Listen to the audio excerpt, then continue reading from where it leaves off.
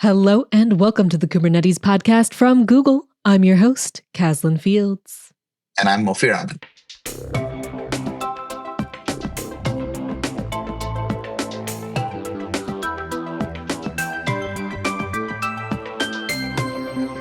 This week, I had a chance to sit down and talk with Clayton Coleman and Rob Shaw. Clayton Coleman is a core contributor to Kubernetes, the containerized cluster manager, and founding architect for OpenShift, the open source platform as a service. Clayton helped launch the shift to cloud-native applications and the platforms that enable them. At Google, his mission is to make Kubernetes and GKE the best place to run workloads, especially accelerated AI/ML workloads, and especially very large model inference at scale with the inference gateway and LLM-D. Rob Shaw is a director of engineering at Redhat and is a contributor to the vLLM project. In the interview, we talked about why LLMs are different than any other workload running on Kubernetes and why projects like LLM-D exist. But first, let's get to the news. Kubernetes 1.34 is expected to release here at the end of August. If you haven't seen the sneak peek blog yet, head over to kubernetes.io to check it out. And look forward to our interview with the release lead. KubeCrash is a community-led virtual event happening on September 23rd. Attendees can expect to learn about a variety of topics in the form of cloud-native open source crash courses for platform engineers. The event will also be raising money for Deaf Kids Code, a nonprofit organization with a mission to provide equitable access to computer science education. Check out the schedule and register for the event. The link is available in the show notes. The CNCF published a blog post listing the top 30 open source projects in 2025. Unsurprisingly, Kubernetes has the largest contributor base, followed by OpenTelemetry, which is quickly becoming the Kubernetes of O11Y communities, as called out in the blog post. The blog lists out a number of other projects like Backstage, which we featured on episode 136, as well as Argo, Crossplane, Kubeflow, and many others. This growth shows where the community is headed and where the future investments are. Make sure to check out the link in the show notes. And that's the news. Welcome to the show, Clayton and Robert. Hello. Hey, thanks for having me on. So, Clayton, this past KubeCon EU 2025, there was a keynote where we talked about inference gateway for Kubernetes and running inference workload on Kubernetes. For the listeners, for people that have been using Kubernetes for a long time, but not necessarily running LLM workload, why would something like inference be any different than running, let's say, a web application? That's a great question. It's taken me, and I'm sure others as well, a lot of time to wrestle with this. AI/ML workloads before large language models tended to be really interesting. They were highly custom. They were dependent on lots of local software stacks. To Kubernetes, they were really just another workload, and there were thousands of variations. Every organization had this unique take on how to run an AI/ML platform in production. What was really interesting with large language models is it shifted the problem space from being one of software development to one of being resource usage and scale. And interestingly, that was really when it stopped looking like a traditional microservice and started looking like a very specialized bit of software that just so coincidentally needs a ton of direct access to hardware, and started taking on characteristics that were different from regular web apps. Like a regular web app, random load balancing is pretty good. Horizontal autoscaling in Kubernetes, you stick a CPU number on there, and when you cross that the CPU number, we scale up, and when you fall below it, we scale down. It was pretty simple. But what was pretty obvious from a lot of our discussions with people running large language models on Kubernetes was a lot of the primitives didn't work for them because the problem had changed. And we experimented. We started working group serving 2 years ago at KubeCon EU 2024 and started partnering with people. One of the things that was really obvious was load balancing. What's really different from large language models is they're a bit of a computer in and of themselves. The model is processing things. And so I like to think of the large language model as a little bit like its own host, its own CPU that has to be shared. And so as we looked at it that way, we said, there's nothing really that helps you share a large language model acting as a CPU for a bunch of different workloads. And that led to Inference Gateway and the idea that you're load balancing traffic differently than you would for a web app because the requests are different links, right? A really short prompt is much cheaper to calculate than a very long prompt. You have to do them iteratively. And so Inference Gateway started as, hey, we can do better than random load balancing, and maybe we can divvy up access to these large models fairly, help operators and deployers get a good idea for how the workloads are going. And KubeCon EU was actually really transformational for us because it was that shift from thinking like a load balancer. We had the realization that as a generic load balancer, you can only do so much. We were already starting to think, hey, we need to work more closely with the servers that were actually running the models. And they're called model servers, and there's a couple of them that are really important. And one of the most widely known and most popular is vLLM. And so after KubeCon EU, I got a out of the blue call, even though we had chatted a few times before, from Rob Shah, and he wanted to talk about what we could do together, not just Inference Gateway or not just vLLM, but how can we bring those two together? Yeah, and from my side in vLLM, we've been partnering with model providers over the course of the past two years since vLLM came out and have really been staying up to date with the evolutions in the model architectures themselves. And we had seen very commonly vLLM being deployed inside of Kubernetes in operational systems. And we're really interested in how we can make this work more closely together.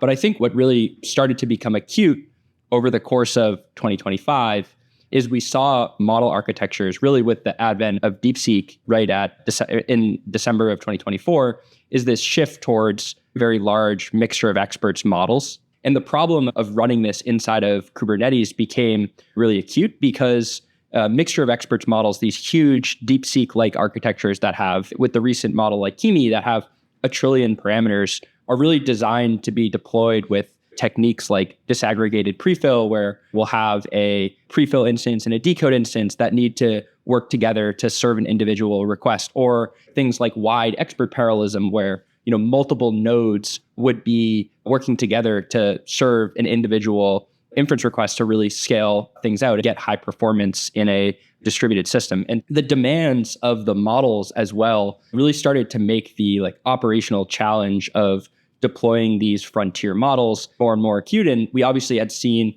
Inference Gateway solving the problem of load balancing with intelligent scheduling. And we really wanted to drive the concerns that we had around how to serve these bigger models with these more sophisticated optimizations and make that really compose nicely with all the amazing work that the upstream community had done to deal with the load balancing workload. So that was a little bit of why things started to become acute and why we really thought there was a good opportunity to bring together the vLLM community and the Gateway community to work on building a project that has tighter requirements between the two that help to drive the APIs that are needed in both systems. So you mentioned the model server, and vLLM happens to be one of these model servers, but the task of serving model, it's not necessarily something that is new. LLMs are new, but AI workload needed to be something that where people are serving different types of model before, like things like Selden Core was a thing people used before.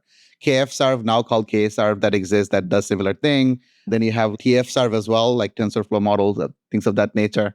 In this new era of serving large language models, why vLLM, or what is vLLM doing that these other solutions did not really answer before?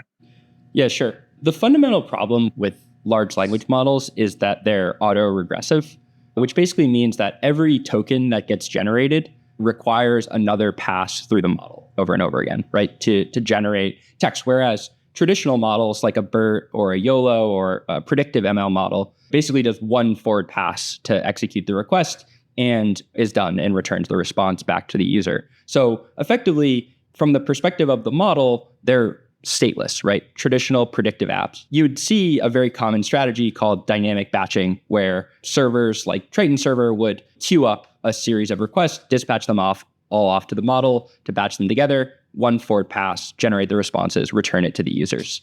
But as we look at LLM workloads, effectively during the life of an inference request, there's a lot of state that needs to be managed because we want to reuse the intermediate states between those forward passes. These are called the KV caches, which are a really critical optimization to avoid having to recompute the prompt over and over again as we generate tokens. So this performance optimization of KV caching is really critical to getting good performance out of the LLMs, but it comes at the cost of needing to keep track of this intermediate state. So vLLM really emerged in the summer of 2023 with a fundamental algorithm called paged attention, which allowed us to manage this KV cache in a smarter way using what we call a block table, which is an homage to the concept of virtual memory in an operating system where each request has a logical view of its KV cache, which maps to random access physical KV cache blocks. And there's a attention algorithm called paged attention, which was really a fused gather attention operation that made this all work really well. vLLM really emerged in the summer of 2023 with a good implementation of continuous batching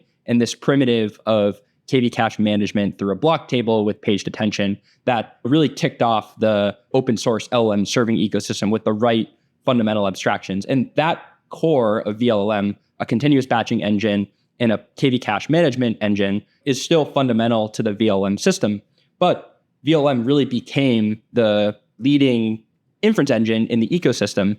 And so vLLM has really grown up alongside the open source ecosystem. We've seen major changes from 2023 to 2025, where 2024, we saw a huge advent of multimodal models. We saw lots of new techniques like chunked prefill or prefix caching or structured generation or speculative decoding that emerged over the course of 2023 and 2024. And then in 2025, we saw a push towards large mixture of experts models. We've seen explosion in the number of different hardware backends that vLLM supports, whether it's NVIDIA, AMD, Google TPU, a big project that we did over the course of the past 9 months in partnership with the Google team to add different accelerator backends. So vLLM really started from that core problem of KV cache management, continuous batching, which are those fundamental abstractions that are needed to run a large language model performantly. And it's grown up and exploded in the number of features, model support, et cetera, as we've seen that open source ecosystem really blossoming over the course of the past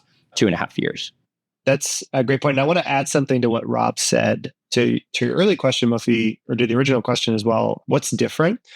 I really want to emphasize how much the ML focus has shifted from what's the platform that lets you bring many different types of models to production, which is some of the things that Kserve and Selden and TensorFlow focused on, models with wildly different architectures, to a world where the model is more important. We still will have multiple different models. There might be different sizes. I'd be trying a couple of different model architectures from different model providers as each model provider races to one up the other with better performance. But you have many fewer. So I like to think that the focus that we're trying to take now and what vLLM is really built around and where we're going is a workload-centric view, which is the model itself is a big complex workload. It's a distributed system, if you were. And it started out simple. All things do. We had replicas.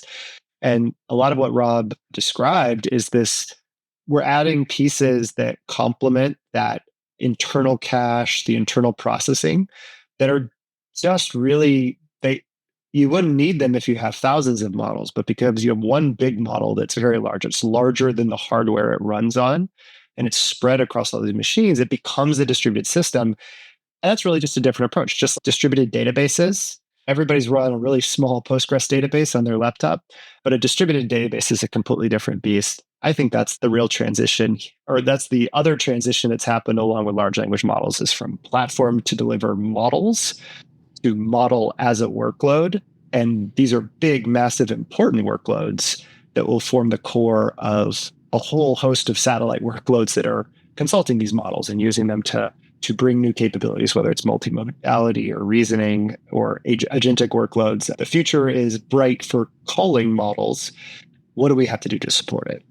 Absolutely. Yeah. I think one other point I'll just add is that it's hard to underestimate the first L of LLMs, which is large. We're looking at just an amount of compute that's ginormous in terms of the just raw processing power that's needed to get reasonable throughput and latency out of your cluster. And a lot of the more complicated deployment patterns that we're talking about are fundamentally performance optimizations that are trying to reduce the overall amount of operational spend that's needed to support the models. And it's really because the compute is big to actually serve these things that drives the need for more and more performance optimization in the inference server level, in the cluster level, in the model level to really continue bringing down the costs of these overall systems. And I think the magic of what we're trying to do with LLM-D is take all these performance optimizations that are complicated, hard, require a lot of engineering sweat to make work, and deal with an ML software stack that has lots and lots of pieces that's hard to work with at times, and really bring it into the operational model of Kubernetes to try to make this easier for folks to run as they go into production with these architectures. That's a perfect tee up to the next question I was going to ask, is that you just mentioned LLM-D. So you have the inference gateway, which is handling the routing, using the knowledge of the model itself to route it better. You have vLLM, which is the model server. Paint me the picture of where does LLM-D fit in, or where does LLM-D come in to help? So with LLM-D, I just want to emphasize, like, it's really the merging of the two communities, right? Like vLLM and inference gateway jointly driving requirements, and not just gateway, but also other components in the Kubernetes ecosystem. We've increasingly been working with like leader worker set, but the idea is to drive common requirements across both key dependencies and key upstreams and make these upstreams better and better at the well-lit paths that we're targeting. And so the idea is to bring these two communities together and have gateway drive requirements down to vLLM and have vLLM drive requirements up into gateway, into leader worker set, and into other dependencies that we'll rely on to build common well-lit paths. And I think with these well-lit paths, what we're trying to really highlight is state-of-the-art ways to deploy common patterns, right? So right now with our 0.2 release that we came out with, we have 3 well-lit paths that we're targeting. The first is intelligent inference scheduling, which is an example of a deployment pattern that we think everybody should use in every situation. It takes a lot of the existing really amazing load balancing logic that comes out of gateway, brings vLLM in, and provides a really common way that everyone should deploy every model with these techniques. And what we're starting to build with these newer well-lit paths is architectures for running more and more sophisticated deployments. So an example of this is prefill decode disaggregation. This is a technique that allows us to split the model server into 2 parts. We'll have one replica of vLLM that's a prefill server that we've configured and optimized to do prefill requests. Typically, this means using more replicas with less parallelism because the collective operations that are needed to process prefills, which is a compute-bound operation, is quite heavy. So in general, you want to use less parallelism for the prefill workers.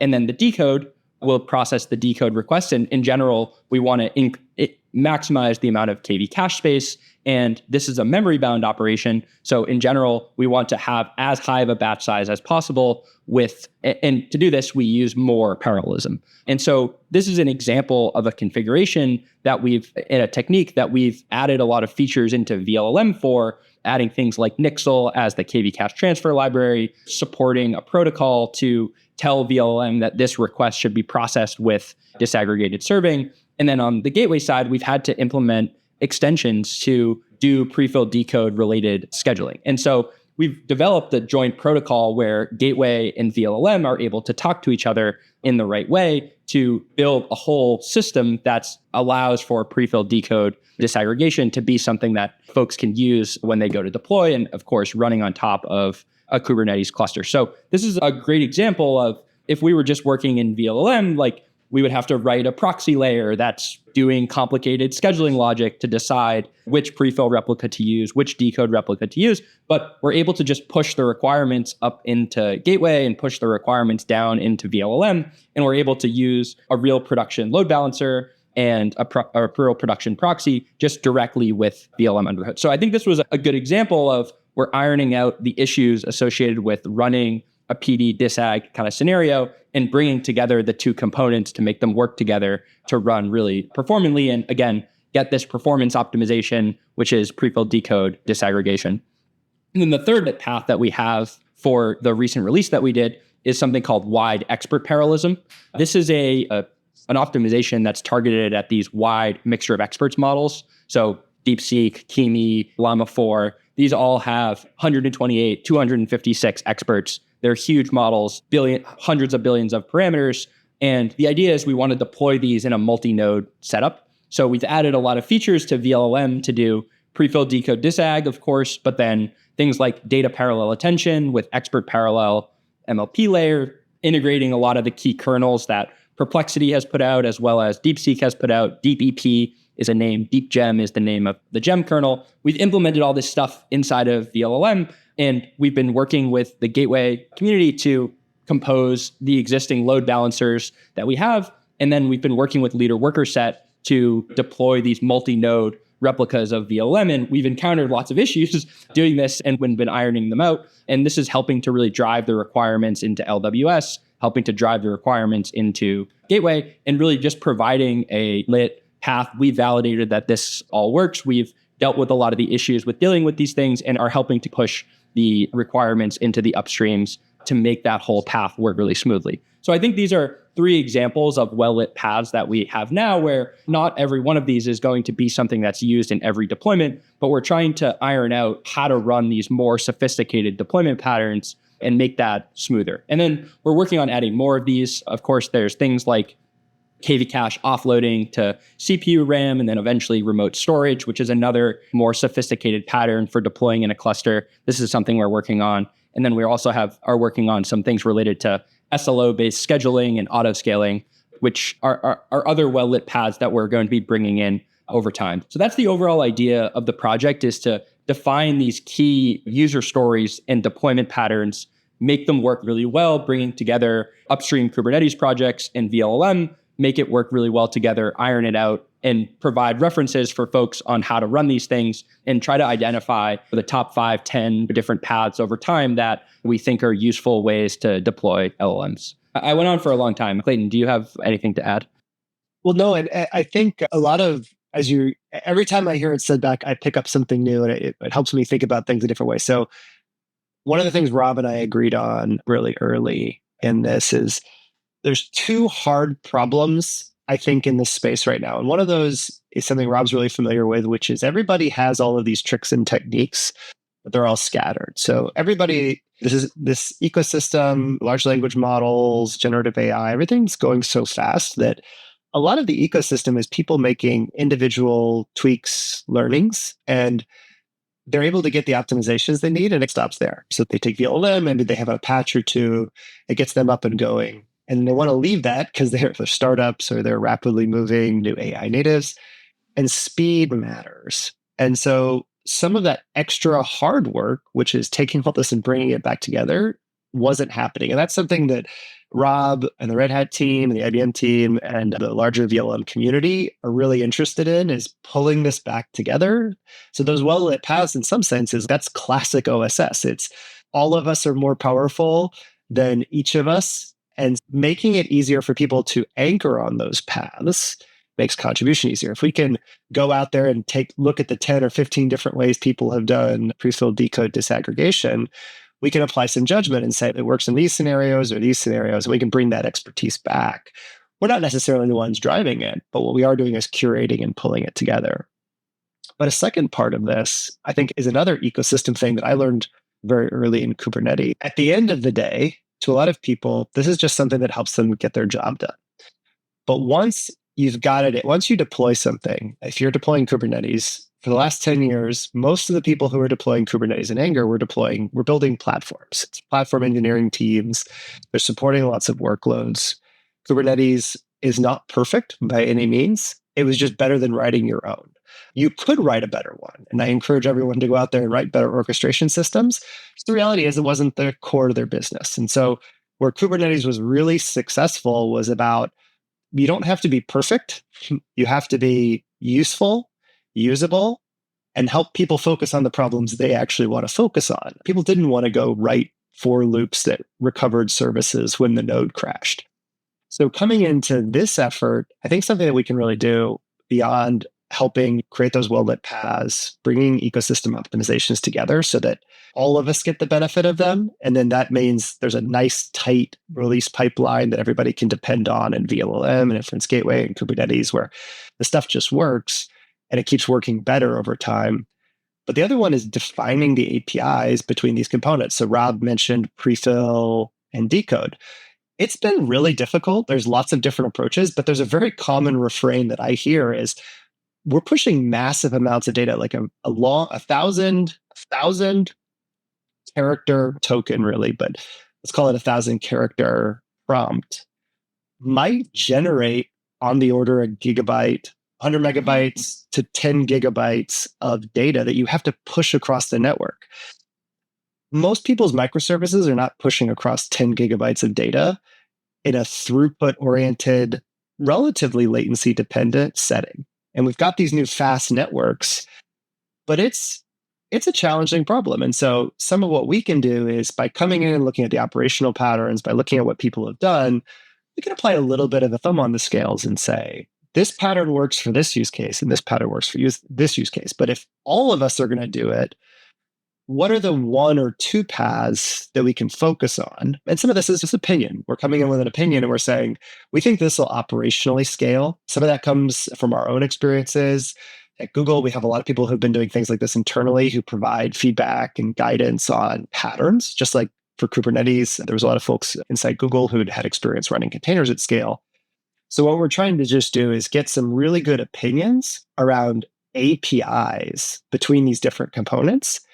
And maybe I don't think neither Rob nor I view this as that we have to win at everybody's expense. In fact, what we'd rather have happen is that everybody in the ecosystem converge, because there's other model servers and there's other load balancing approaches and there's other ways to orchestrate.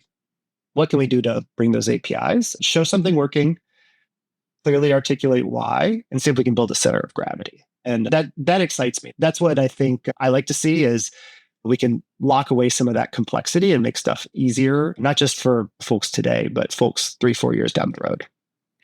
I want to drill down on one of the things you mentioned there, Clayton, is that a lot of the teams that are like startups or they have like crunch for time or they're trying to move very fast, they're maybe like taking this open source vLLM or LLM-D or whatever the guidance there is and tweaking one or two things, one of the optimizations that works for them. What would you tell those teams? What is the reason they want to be at the table, bringing those optimizations that work for them, but make it more general so that it lifts the entire industry up? I think this is pure self-interest, which is open source works best when everybody gets something. So usually there's a lot of obstacles to contributing back. There's kind of two models. There's the deep and the broad model. The broad model is the lots of eyes. There is no better distributed bug catching mechanism than a whole bunch of programmers just hacking on stuff. And that is happening now. There's lots of little things that break. And honestly, the ML ecosystem is fundamentally dependent on taking very sophisticated algorithms, breaking them apart, using highly performance optimized libraries, gluing them together, and then not touching them. You don't want them to break. And of course, that leads to, there's lots of subtle breakages. So the incentive that I think we'd be looking for is you can go down this well-lit path. You can easily fork it and get your contributions. You can take it and you can have those patches that work around. But instead of so much of what you're adding being pretty bespoke to your environment, you're working off of a path where not just the one piece like a vLLM patch works, but some of the tunables for how prefill decode work, some of the future things like EP, new models are going to come out. They're going to change the required mix of parameters and the libraries and new algorithms and tuning. The more that we can just concentrate attention, what that would mean is your patch, you have to carry fewer patches. And then when you've got something working, just reporting the issue by centralizing some of these flows, it makes reporting, debugging, and verifying those issues. And verification, benchmarking is a fundamental part of this. It's just hard to benchmark a small stream of fixes to a wide range of configs. What we can do with the vLLM community and with Inference Gateway and the larger ecosystem is build some of the tooling that's going to make it easier to do performance regression testing, to try out these scenarios. And even just that really boring work That'll make the job of those startups, they can pick this foundation. And instead of it being a bunch of pieces they assemble, it's a fewer set of pieces they have to assemble. Rob, I don't know if I did justice to the kind of overview. I think you have a much deeper connection to the vLLM or mindset. Yeah, like the other thing I think is also like important is in LLM-D, we're not taking forks of things. Like we're using and driving these things into the upstream directly. And I think this is like really important because the pace at which things are improving and changing in the ML ecosystem is absolutely breakneck. Like I always have been laughing to myself. It's like we spent all of 2024 optimizing the Llama 3 architecture, and it's just like completely irrelevant. A lot of that work is just completely irrelevant for how to serve DeepSeek, right? And so if you forked a system in 2024 in December, we're 6 months later, and now you want to run DeepSeek, and you didn't get all of those changes, right? Like you have to implement all that yourself. And now we've gone through this whole effort to add YDP and pre-filled decode disaggregation.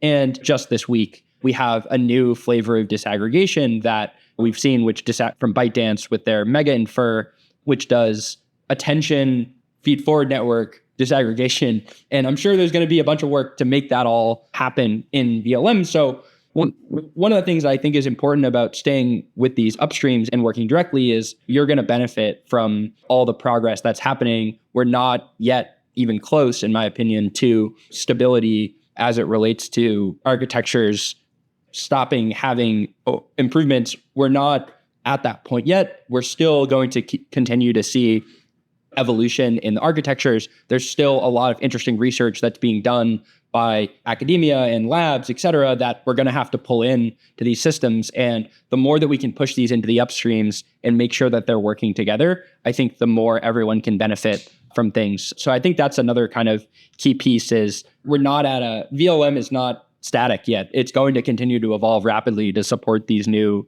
techniques. And as folks fork and run things specifically, they run the risk of having to re-implement all those things themselves or deal with constant rebases and et cetera. Yeah, that's I think another like piece of context for the value of the way that we're going about this development process. Yeah, so those of you that are listening right now and are interested in getting involved in some ways, we're going to link to LLM-D communities and the links. If you have any use cases to vLLM, to Inference Gateway, to LLM-D, there will be links for you to join. But the thing I want to ask both of you, and oftentimes in this breakneck speed that Robert mentioned of things moving and changing, guessing what's going to happen in the future, it is a difficult task. But I am going to ask both of you to put your speculation hat on for a minute and try to imagine a world 5 years from now, 10 years from now. Again, 5 years sounds like such a foreign idea in this world that moves so fast. But let's say 5 years from now, in your mind, either in an ideal case or whatever you want to think about, like what does serving AI model look like in 5 years in the world of Kubernetes? Like what the work you're doing now, what do you want to get the world to in the next 5 years? And what would that look like in your ideal version? Yeah. It's definitely a difficult question. I think that a lot of what we're doing in LLM-D is very much a transformer-centric set of optimizations. Like we've been talking a lot about KV caching. We've been talking a lot about techniques like pre-filled decode disaggregation or KV cache offloading or prefix cache-aware routing. All of these things are taking the view of how do we best route requests and manage this KV cache and exploit the fact that there is a KV cache in the cluster. A lot of the optimizations are really come down to the fact that this KV cache state management is fundamental to the problem. And so I think that if the transformer architecture continues to be something that is frontier with the model architectures, I think that this KV cache management will still be something that's fundamental and potentially pushed to even more and more extremes. The other thing we haven't really talked about as much today is the multimodality of the models. I think that we will see more of this in the future, and would be shocked if there's not disaggregation associated with splitting up those models into smaller services to deal with things. But those are, I think, two overall thoughts about how things could really transform fundamentally. I think that if the transformer architecture continues to really dominate, I think we will continue to see optimizations associated with managing that KV cache being something that gets pushed on further and further, since it is so fundamental to the problem. To the extent that the architectures change, I think we will see something that looks quite different than LLM-D and what vLLM looks like today. And we'll have to, of course, take those new techniques and bring them into the systems that we're leveraging today. So probably not the best answer, but that's at least a little bit like how I think about it. As a model server, we really take the inputs from the models themselves and try to do our best to serve them. And so it's definitely something I really have my eye on, is how the architectures are changing. We've seen some things over the course of the past couple of years with things like Mamba as an example, or things like diffusion models, which are potential other architectures that could really change things if they do become more standard in terms of how to best serve these. So I think this is an area where we'll still see a lot of experimentation from model vendors, and we'll have to make sure that we follow up with them as new architectures come out. But yeah, Clayton, go ahead. Rob, it's great to hear you say that too, because I'm going to go even broader. And let's say that, as always, I'm conscious that I'm only human and that I might get some of this wrong. But my guess would be 5 years from now, the best and most important models are going to be a mix of open and closed innovation, but I think they're going to tilt towards open. A couple of years ago, people were a little skeptical that there was going to be any space for open source models. All of those people were fundamentally wrong. I was saying the other day, I'm excited because my guess is that the state of the art in OSS for running models efficiently is probably pretty close to the state of the art at scale.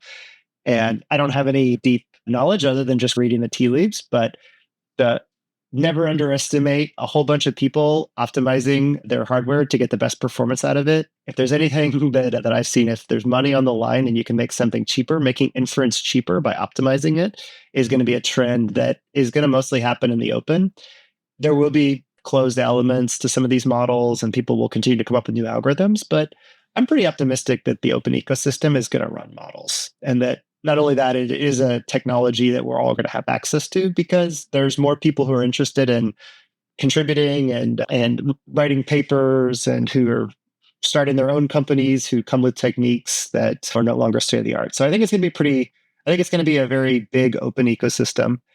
And I think the other, to match that, I think we're going to see hardware change. The way that people build servers for microservices, I think we're going to start seeing that the needs of the very large models are going to create some differences in how we think about what machines look like and how they're interconnected, faster networks between machines, more parallelism. And that's going to need people writing software that optimizes all of that stuff. And it's going to need orchestration that distributes it across many machines. So I'm pretty confident that Rob and I have a long ramp of features and capabilities. The future is open, and it's going to be built on top of Kubernetes and the evolution of both Kubernetes and vLLM and all of the other technologies in the ecosystem. And that you will probably recognize the world today. I think 5 years from now, you'll see some of the same elements. And the ones that have changed are going to be the scale and how much value we get out of it. So I'm pretty excited.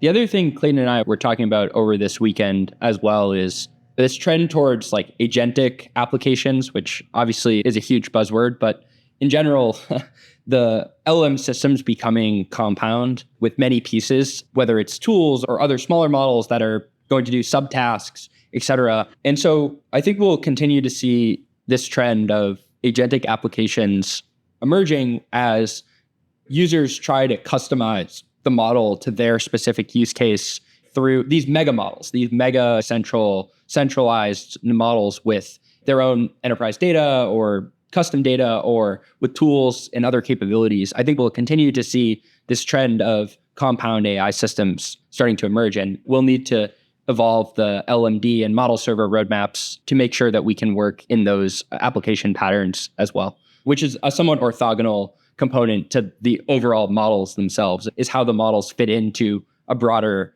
AI application where there's a really robust ecosystem that's emerging and experimenting on those lenses. And so we'll be seeking to collaborate with those types of developers over time to make sure that our components fit into those architectures as best as possible. It's not often I get to quote one of the guests during the interview, so I'm going to take that opportunity now. Last year, Clayton, you had a quote in your slides where you said, inference is the new web app. And this year, I think there's a revised version that says agents is the new web app. So we have like that being echoed here as well.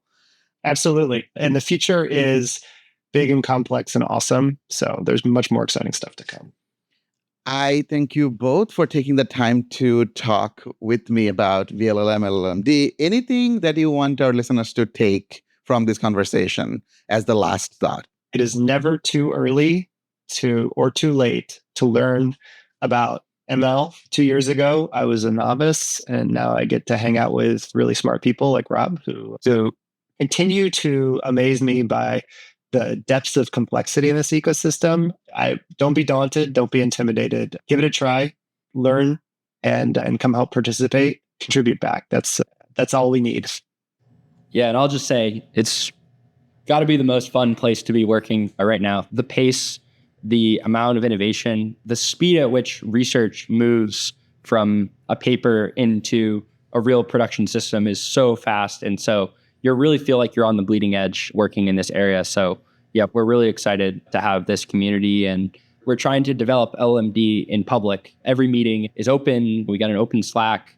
And so please feel free to jump in, tell us your requirements, get involved. We'd love to see you.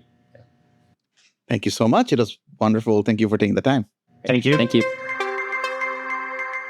Thank you, Mofi, Clayton, and Rob for that interview.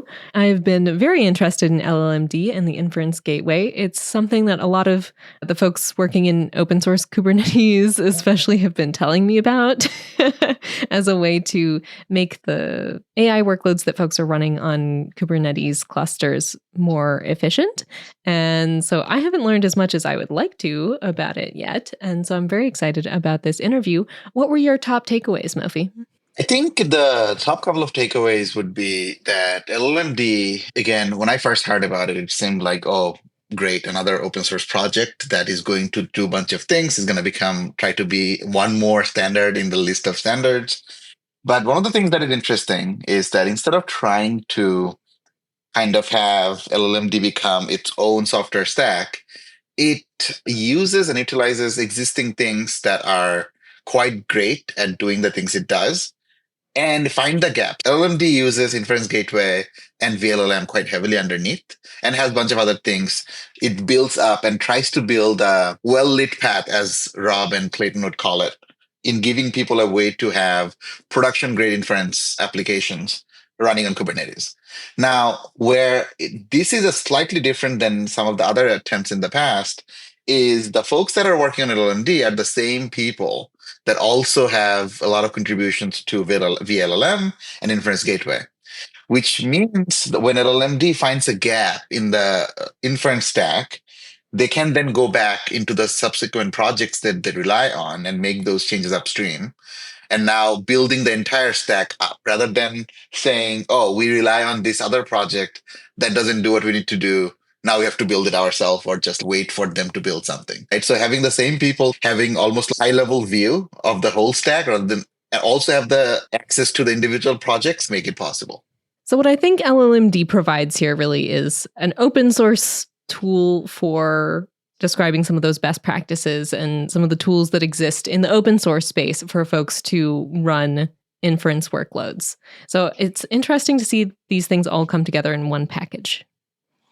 Yeah, I think this is one of the questions I actually also had to Clayton and Rob. And the reason I had that question is that every company, every team, every mid-size, big-size startups that are now serving large language models, like these open models like Gemma, Llama, Qwen, DeepSeek, all of them over time will build up some sort of techniques to optimize for the cost or the performance or just the accuracy. Like, what benefit does this team get by spending that time to bring it out in the open, telling others about it? And the answer, I think, there Clayton and Rob gave was what I also think about open source is that it's very, in some ways, it's not necessarily something you're doing for free. It's very self-preserving in some ways, where you sharing your ideas with others helps you actually refine that idea better, but also lets you get the access to a huge mind share of other people that are doing similar but different optimizations that you can learn from. And building out in the open and building together, you can build much more than your individual teams potentially could.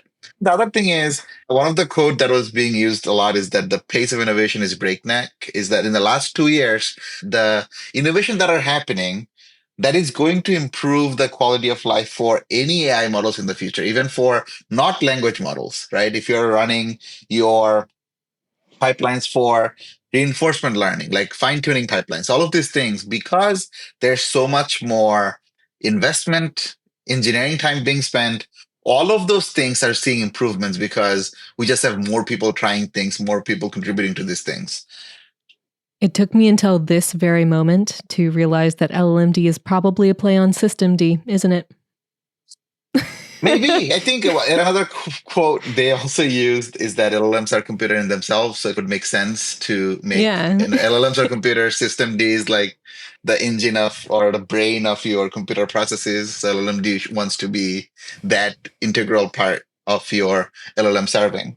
I think another question I had to them, which I have been actually chatting with Clayton for a long time. Clayton had a quote a couple of years ago is that inference is the new web app. Earlier this year, he updated the quote to say agents are the new web app. So that quote, I think, is taking a life of its own. It's going to evolve and update and upgrade over time. But in some ways, we are looking at a different type of application at the same time as a different type of engineering that is needed to run this application. When Kubernetes first came out, a lot of work was done to optimize for web apps, and a lot of work was done to optimize for stateful application.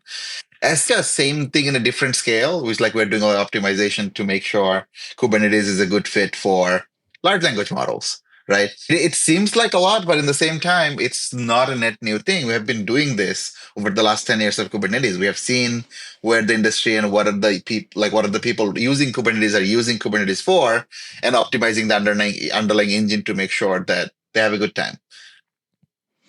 I always like to bring it back to Kubernetes as a platform for running distributed systems, which I think maybe some people think that's a little reductive sometimes, but the point there is that you have all of this hardware and you need to do things with it. And that's even more true than ever in the world of AI, where the hardware accelerators are really at the core of being able to do exciting things with the technology. Yeah, so I think the last part of the takeaway I would say is that the projects are like, again, 2 years can be a really long time in the world of AI, but it's also a fairly short time. Like we still are in the phase where we have a bunch of people trying a bunch of different things. So a lot of new projects and standards are being created all over the world. But I feel like in the next few months to years, again, time is at this point no longer a real thing anymore. So in a few months to a few years, for so many reasons. yes, a few months to a few years, we should start seeing a lot of not necessarily consolidation, but more like people learning from each other, where projects learn from each other to build out functionality that seems similar to each other. It's very interesting to hear the variety of features that are in vLLM. When I first started working with LLMs, vLLM was something that got in my way because I was trying to run different models, and the way that I would interact with them would be different based on whether they were using vLLM or the Hugging Face one, whatever it's called. TGI, yeah. TGI, yeah. Yeah. And so that was one of the first things that I really wanted to dive into because it was causing me a lot of trouble. But hearing vLLM talked about not just as the thing that was causing me trouble, but as this open source project that's having this fundamental impact in the way that we run LLMs really helps me to see the open source ecosystem that's developing around LLMs. Yeah, like even there, right? Like about a year and change ago, vLLM had their own kind of spec of their API, but then formalized on OpenAI spec, where most of the industry has formalized on. Now you can serve something in vLLM, serve something in TGI, serve something in NVIDIA's NeMo framework.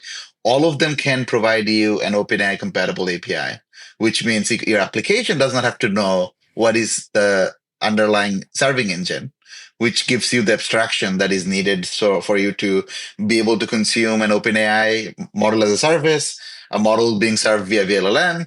Gemini also provides you OpenAI compatible API too. So like now you can separate the application layer to the underlying model layer, right? This is like the innovations that are happening, not necessarily the topic of the conversation at hand here, but it's so many different things are fitting together and we're coming together to give you this nice abstraction layers at every step and for you to be able to build the things you want to build. As was said in the interview, the focus has shifted from software development to resource usage and scale.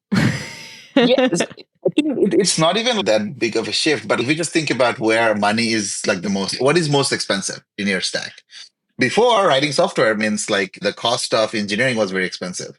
But now serving the application became very expensive again because GPUs and TPUs are costly resources. So now you have to look at where can you optimize? Like where do you spend more time optimizing for? I think, again, the interview itself, I feel was really packed with lots of valuable information.